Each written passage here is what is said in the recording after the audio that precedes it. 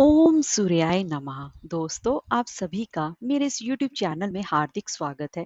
दोस्तों, आज पितृ पक्ष के पहले रविवार के दिन सुनिए भगवान सूर्य नारायण की व्रत कथा। तो चलिए वीडियो शुरू करते हैं।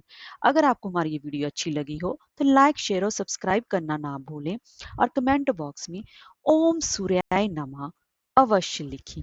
तो चलिए वीडियो शुरू करते हैं।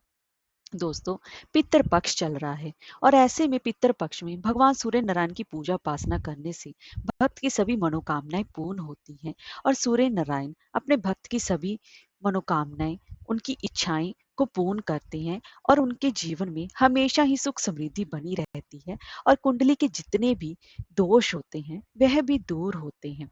और सूर्य नारायण की पूजा उपासना हमेशा ही सूर्य उदय के समय करनी चाहिए, तभी संपूर्ण कृपा की प्राप्ति होती है। तो आइए आज हम उनकी पुरानी कथा का श्रवण करते हैं।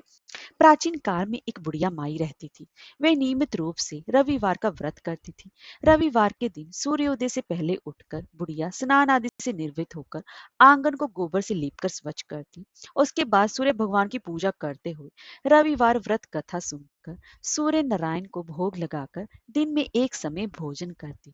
सूर्य भगवान जी की कृपा से बुढ़िया को किसी प्रकार का कोई चिंता व कोई भी कष्ट नहीं था।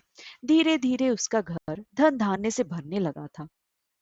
उस बुढ़िया को सुखी होते देख उसकी पड़ोसन उससे जलने लगी। बुढ़िया ने कोई गाय नहीं पाल रखी थी, अतः वो अपनी पड़ोसन के आंगन में बंधी गाय का ही गोबर लाती थी। पड़ोसन ने कुछ सोचकर अपनी गाय को घर के भीतर बांध दिया। रविवार को गोबर ना मिलने से बुढ़िया अपना आंगन नहीं लीप सकी। आंगन न लीप पाने के कारण उस बुढ़िया ने सूर्य भगवान को भोग नहीं लगाया और उस दिन स्वयं भी भोजन नहीं किया। सूर्यास्त होने पर बुढ़िया भूखी प्यासी सो गई। प्रातः काल सूर्य उदय से पूर्व उस बुढ़िया की आंख खुली तो वह अपने घर के आंगन में सुंदर गाय और बछड़े को देखकर हैरान हो गई। गाय को आंगन में बांधकर उसने जल्दी से उसे चारा लाकर खिलाया। पड़ोसन ने उस बुढ़िया के आंगन में बंधी सुंदर गाय और बछड़े को देखा तो वह उससे और भी अधिक जलने लगी। तभी गाय ने सोने का गोबर किया। गोबर को देखते ही पड़ोसन की आंखें फट गई। पड़ोसन ने उस बुढ़िया को आस पास न पाकर तुरंत उस गोबर को उठाया और अपने घर ले गई तथा अपनी गाय का गोबर वहां रखाई। सोने के गोबर से पड़ोसन कुछ ही दिनों में धनवान हो गई। गाय प्रतिदिन सूर्योदय से पूर्व सोने का गोबर किया करती थी और बुढ़िया के उठने के पहले पड़ोसन उस गोबर को उठाकर ले जाती थी। बहुत दिनों तक बुढ़िया को सोने के गोबर के बारे में कुछ भी पता नहीं चला। बुढ़िया पहले की तरह ही हर रविवार को भगवान सूर्यदेव का व्रत करती रही और कथा सुनती रही। लेकिन सूर्य भगवान को जब पड़ोसन की चालाकी का पता चला तो उन्होंने बहुत ही ज्यादा तेज आंधी चलाई।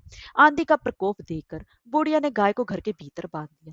सुबह उठकर बुढ़िया ने सोने का गोबर देखा तो उसे बहुत ही ज्यादा आश्चर्य हुआ। उस दिन के बाद बुढ़िया गाय को घर के भीतर बांधने लगी। सोने के गोबर से बुढ़िया कुछ ही दिनों में बहुत ही ज्यादा धनी हो गई। उस बुढ़िया के धनी होने से पड़ोसन बुरी तरह जल भुनकर राख हो गई और उसने अपने पति को समझा बुझाकर उसे नगर के राजा के पास भेज दिया। सुंदर गाय को देखकर राजा बहुत ही ज्यादा खुश हुआ। सुबह जब राजा ने सोने का गोबर देखा तो उसके आश्चर्य का कोई भी ठिकाना ना रहा। उधर सूर्य भगवान ने भूखी प्यासी बुढ़िया को इस तरह प्रार्थना करते देख उस पर बहुत ही ज्यादा करुणा आई। उसी रात सूर्य भगवान ने राजा को स्वप्न में कहा कि राजन, बुढ़िया की गाय व बछड़ा उसको तुरंत ही लौटा दो, नहीं तो तुम पर विपत्तियों का पहाड़ टूट पड़ेगा, तुम्हारा महल नष्ट हो जाएगा। सूर्य भगवान के स्वप्न से बुरी तरह भयभीत राजा ने प्रातः उठते ही गाय और बछड़ा बुढ़िया को लौटा दिया। राजा ने बहुत सा धन देकर बुढ़िया से अपनी गलती के लिए क्षमा मांगी। राजा ने पड़ोसन और उसके पति को उसकी इस दुष्टता के लिए दंड भी दिया। फिर राजा ने पूरे राज्य में ये घोषणा कराई कि सभी स्त्री पुरुष रविवार का व्रत किया करें। रविवार का व्रत करने से सभी लोगों के घर धन धान्य से भर गए। राज्य में चारों ओर खुशहाली छा गई। स्त्री पुरुष सुखी जीवन यापन करने लगे तथा सभी लोगों के शारीरिक कष्ट भी दूर हुए। ओम सूर्याय नमः।